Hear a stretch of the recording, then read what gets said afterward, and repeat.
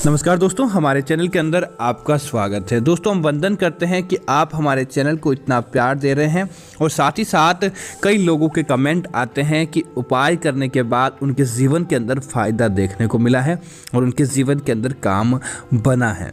दोस्तों, आज हम आपको बताने वाले हैं इस बार की एकादशी के बारे में कि आपको इस एकादशी का व्रत करते समय या एकादशी का व्रत न भी करते हैं तो बस आपको गौ माता को खिला देनी है यह एक चीज़ और उनके सामने कुछ मंत्रों का जाप करना है। दोस्तों, निश्चित तौर पर आपका काम बनेगा और भगवान विष्णु, माता लक्ष्मी और अन्य देवी देवताओं का आशीर्वाद देखने को प्राप्त होगा। दोस्तों, जब व्यक्ति किसी प्रकार की समस्या के अंदर उलझ जाता है तो उसे किसी प्रकार की कोई राह नहीं दिखाई देती है।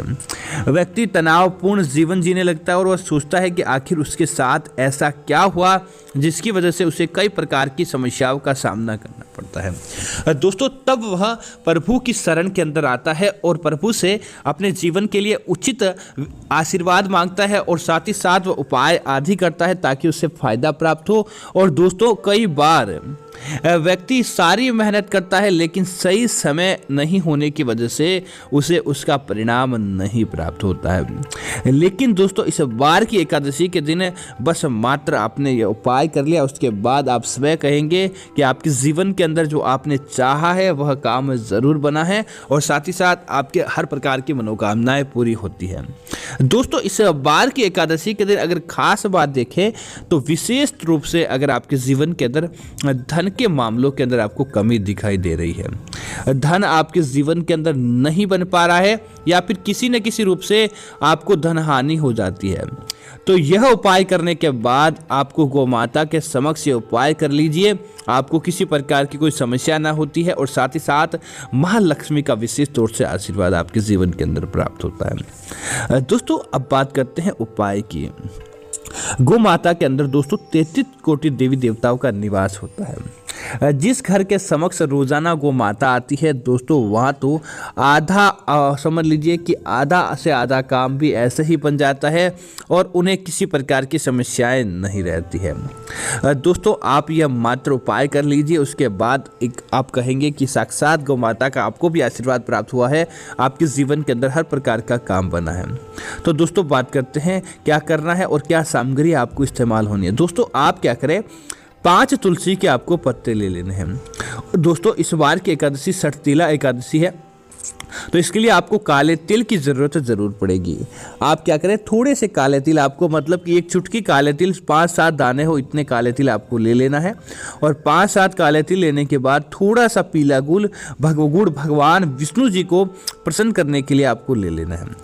अब आप क्या करें कि अपने घर के अंदर जो आटा ओसनते हैं उस आटे के अंदर आपको गुड़, 5 तुलसी के पत्ते और थोड़ी सी काले तिल आपको मिला देने चाहिए।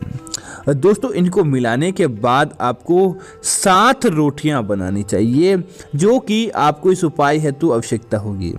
दोस्तों, 7 रोटियों को बनाने के बाद क्या करें, उसके एक तरफ हल्का सा घी आपको लगाना है। उसके बाद क्या करना है कि आपको अपने घर के अंदर भगवान विष्णु और माता लक्ष्मी की पूजा करनी है।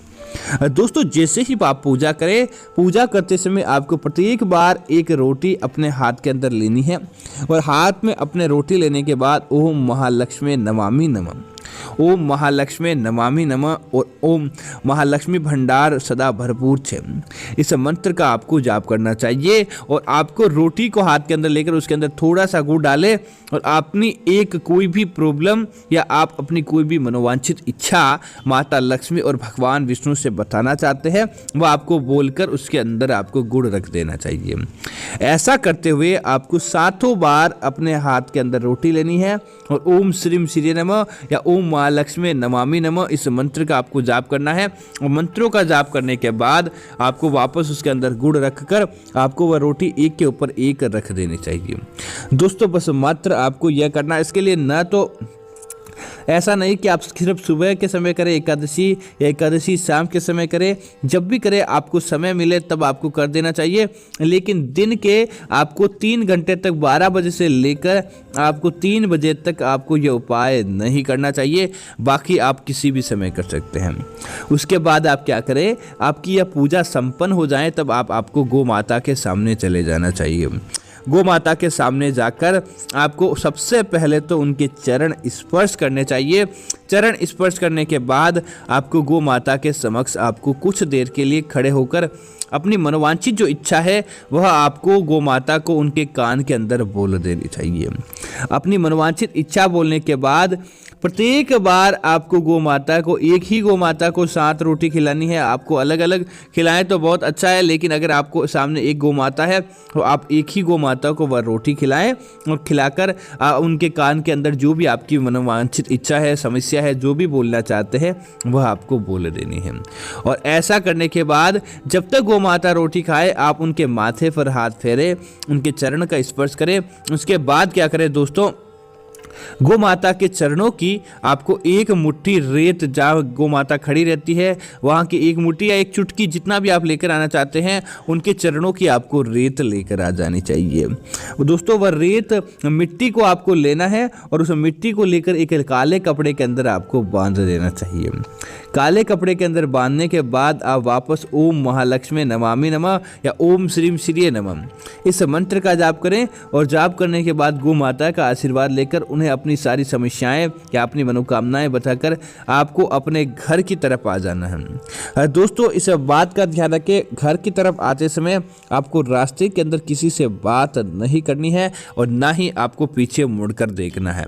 इस एकादशी के दिन बस मात्र आप यह कर ले। उसके बाद दोस्तों उस काले कपड़े के अंदर जो आपने मिट्टी बांध कर लाए हैं, उस मिट्टी को एकादशी की रात को आपको सोते समय अपने सिरहाने उस मिट्टी को रख देना चाहिए। दोस्तों गौ माता के पैरों की मिट्टी आपके घर के अंदर सकारात्मकता का संचार करवाती है, आपके घर के अंदर सकारात्मक बनाती है। उसके बाद दोस्तों एकादशी के अगले दिन जब आप उठे, अपने सिरहाने से अपने तकिए के नीचे से उस मिट्टी की पोटली को निकालकर अपने घर के अंदर किसी ऊंचे स्थान पर आपको रख देनी है, जहां पर हर कोई व्यक्ति की सीधी नजर ना पड़े और जहां से कोई इस पोटली को उठाकर फेंके नहीं। बस मात्र आपको यह उपाय कर लेना है दोस्तों। उसके बाद कम से कम होली तक या आने वाले किसी बड़े त्योहार तक आपको उस पोटली को वहीं पर रखना है। न तो आपको स्पर्श करना है, न किसी अन्य व्यक्ति का स्पर्श होने देना चाहिए। उसके बाद उस मिट्टी को दोस्तों आपको क्या करना चाहिए, उस पोटली को खोलकर अपने घर के ही किसी गमले के अंदर आपको डाल देनी चाहिए। उस कपड़े को आपको जला देना चाहिए। दोस्तों निश्चित तौर पर आप देखेंगे कि आपके ऊपर इतनी ज़्यादा सकारात्मकता होगी, महालक्ष्मी का आपको आशीर्वाद प्राप्त होगा। गौ माता की कृपा से इस एकादशी के बाद आपका काम बन जाएगा और आपका काम इतना बनेगा जितना आपने सोचा तक नहीं, लेकिन आपको किसी प्रकार की समस्याएं नहीं आएगी। आपको उस काम के अंदर तुरंत प्रभाव से फायदा प्राप्त होगा। एकादशी के दिन गौ माता का यह इतना प्रभावशाली उपाय है। गौ माता को दोस्तों बस मात्र आप रोटी और गुड़ खिलाकर, क्योंकि दोस्तों इसके अंदर जो तुलसी होती है वह आपके जीवन की सारी सकारात्मकता को लेकर आती है और माता तुलसी साक्षात महालक्ष्मी का आशीर्वाद के रूप में आती है।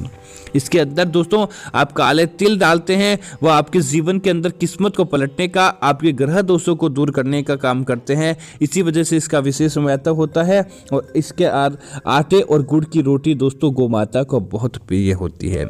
यह आपके सारे दूसरे कार्यों को बनाने का कार्य करती है। तो दोस्तों मैं उम्मीद करता हूँ कि जानकारी आपको अच्छी लगी होगी। इस प्रकार की अन्य जानकारी देखने के लिए आप हमारे चैनल को सब्सक्राइब कर सकते हैं। साथ ही साथ वीडियो को लाइक और शेयर करना ना भूलें ताकि ऐसी जानकारी आपको मिलती रहे। जय श्री राम मित्रों, धन्यवाद मित्रों।